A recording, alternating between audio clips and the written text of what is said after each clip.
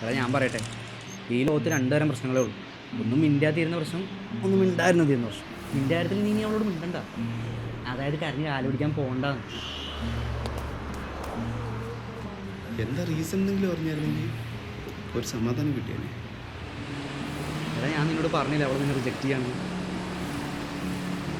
നീയായിട്ട് പറയാനാണ് അവൾ പ്ലാൻ ചെയ്യുന്നത്. അത് നടന്നില്ല. അവളോട് പറഞ്ഞു ഇമോഷണൽ മാനിപ്പുലേഷൻ.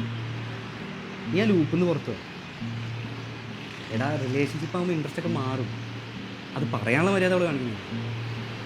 അറ്റ്ലീസ്റ്റ് നിനക്കൊരു ക്ലോഷറെങ്കിലും തരണേ. അതവൾ ചെയ്തില്ല.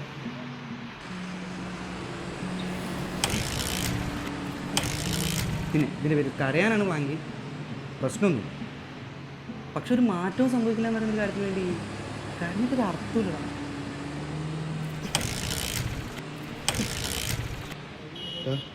ഞാൻ ഒന്നും സംസാരിച്ച് നോക്കിയാലോ? അതുകൊണ്ടാണ്